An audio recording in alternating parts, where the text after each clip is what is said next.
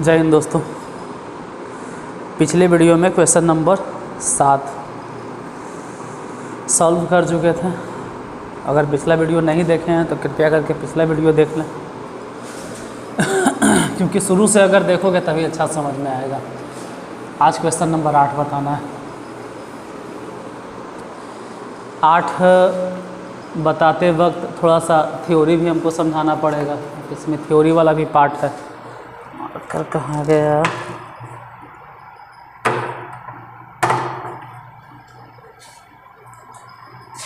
आठ number question.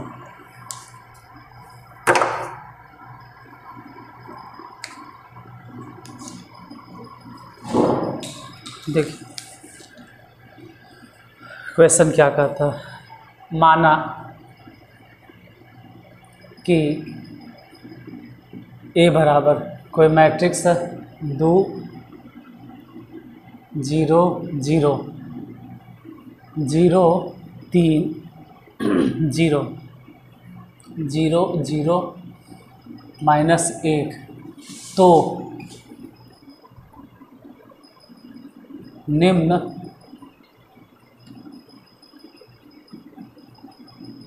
लिखित में कौन सत्य है? ऑप्शन नंबर फर्स्ट दिए हुए ए एक विकर्ण अवयव है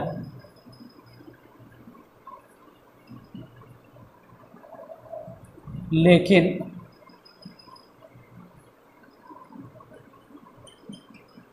अदिश अवयव नहीं है। Option number first. दूसरे ऑप्शन की बात करें तो ए एक अदिश अवयव है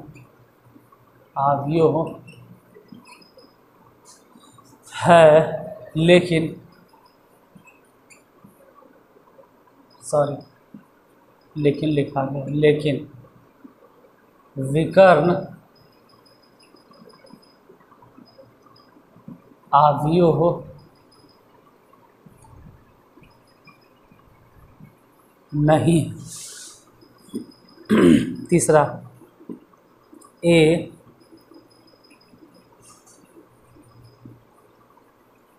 विकर्ण अवयव तथा अदिश अवयव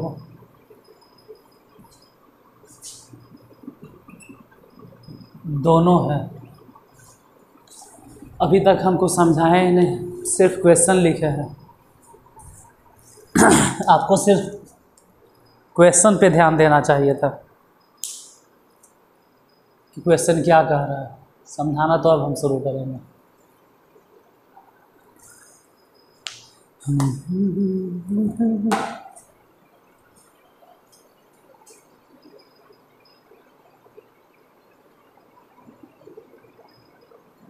ध्यान दो।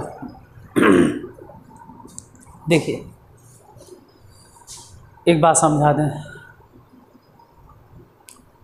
अगर आप थ्योरी वाला क्लास देखे होंगे, इस चैनल पे भी हम पढ़ाए हैं और एक दूसरा चैनल है अक्षय मैथ क्लासेस नार्दिगंज 0, जिसमें पीले कलर का थंबनेल लगा हुआ है, मतलब क्या बोलते हैं वो लोगो है, तो उसमें भी हम बताए हैं। हालांकि यहाँ भी समझा देते हैं। एक होता है रेक्टेंगुलर मैट्रिक्स। रेक्टेंगुलर मैट्रिक्स में क्या होता है कि रो और कॉलम की संख्या आपस में बराबर नहीं होती। मतलब रो की संख्या या कॉलम की संख्या दोनों अगर इक्वल हो गया तो फिर स्क्वायर मैट्रिक्स हो जाएगा। लेकिन रेक्टेंगुलर मैट्रिक्स में होता यह है कि या तो रो की संख्या ज़्यादा या तो कॉलम की संख्या ज़्यादा। मतलब रो और कॉलम सेम हो गया तभी उसको बोलेंगे कि वो स्क्वायर मैट्रिक्स है। तो यहाँ थोड़ा ध्यान से देखो। इसमें ऑर्डर अगर देखें तो रो की संख्या भी 3 और कॉलम की संख्या भी 3। तो इस क्वेश्चन में ये बात आपको समझ में आना चाहिए कि ये रेक्टेंगुलर मैट्रिक्स नहीं है। समझने पर ध्यान देना। इन्हें कि एक हिसाब है तो नहीं समझेंगे। समझ तो रेक्टेंगुलर मैट्रिक्स तो ये है नहीं, ये है स्क्वायर मैट्रिक्स। क्योंकि इसमें रो की संख्या भी 3 और कॉलम की संख्या भी 3। इवन 3 गुने 3 क्या, अगर रो की संख्या 2 कॉलम की संख्या भी 2 तब भी उसको स्क्वायर मैट्रिक्स कहते हैं, क्योंकि स्क्वायर मैट्रिक्स के लिए कंडीशन है कि जितना रो की संख्या उतने ही कॉलम की संख्या। इसमें रो की संख्या भी 3, कॉलम की संख्या भी 3। आप देख सकते हैं पहला रो, दूसरा रो, तीसरा रो, पहला कॉलम, दूसरा कॉलम, तीसरा कॉलम। तो रो की संख्या भी बराबर, कॉलम की संख्या भी बराबर, इसीलिए ही स्क्वायर मैट्रिक्स हो गया। ठीक है, और ऐसे पूरा थ्योरी पढ़ना है बाबू तो एक और प्लेलिस्ट होगा मैट्रिक्स का, उसको देख लीजिए, और नहीं तो फिर एक दूसरा चैनल है मेरा, उस पर देख लीजिए, पूरा डिटेल में बताएं। खैर जितना ज़रूरत हम समझा दिए। तो इसमें ये समझ में आया कि ये स्क्वायर मैट्रिक्स है, इतना तो पता चला कि ये स्क्वायर मैट्रिक्स है। इसी को हिंदी में बोला जाता है वर्ग आव्यूह। ये हमको अच्छे तरह समझ में आ गया कि ये वर्ग आव्यूह है। फिर वर्ग आव्यूह में भी एक बात ध्यान देना है कि वर्ग आव्यूह में भी सिर्फ इसका डायगोनल एलिमेंट से, देखो विकर्ण, विकर्ण जैसा, अब बाकी सभी एलिमेंट क्या है 0 0 0 0 0।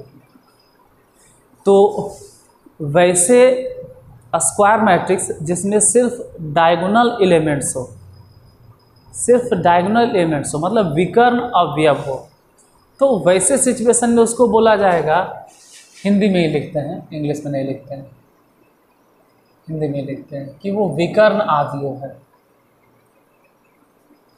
तो देखो एक विकर्ण आव्यूह है, सही बात है, एक अदिश आव्यूह है, लेकिन विकर्ण आव्यूह नहीं, ये तो गलत हो गया पहली बार, नहीं ऐसा नहीं।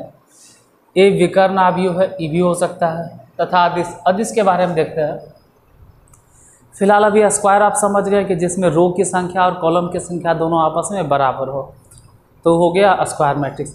फिर विकर्ण आव्यूह क्या हुआ, डायगोनल मैट्रिक्स, कि जिसमें सिर्फ डायगोनल एलिमेंट्स हो और वो भी प्रिंसिपल डायगोनल, ऐसे प्राइमरी डायगोनल्स वो वाला हो, बाकी सभी एलिमेंट 0, ये भी समझ गए। अब देखो एक मैट्रिक्स ऐसे होता है 2 0 0 0 2 0 0। इसमें ध्यान से देखो, इसका जो विकर्ण है ना, विकर्ण अवयव है, वो सब एक जैसा है, सब 2 2 2। तो हम इसको विकर्ण आव्यूह बोलेंगे, हाँ एकदम बोलेंगे, और साथ ही साथ एक और नाम देंगे, साथ ही साथ एक और नाम देंगे, अदिश आव्यूह। तो विकर्ण आव्यूह के लिए कंडीशंस ये है कि सिर्फ विकर्ण अवयव होना चाहिए, बाकी सभी एलिमेंट 0 होना चाहिए, तो ठीक है। लेकिन यही मैट्रिक्स अदिश होगा कब, जब इसका सभी डायगोनल एलिमेंट्स एक जैसन होगा। देखो तो एक जैसन है, 2 3 -1 है, इसका मतलब विकर्ण आव्यूह है लेकिन अदिश आव्यूह नहीं है। तो ये दोनों ऑप्शन गलत है, ये वाला ऑप्शन सही। एक क्वेश्चन था लेकिन थोड़ा सा अच्छा सा समझा दिए, जिसमें अगर आपको थ्योरी नहीं भी पढ़ा है इस प्लेलिस्ट में तो आपको बेहतर समझ में आएगा। मिलते हैं फिर अगले वीडियो में, तब तक के लिए जय हिंद।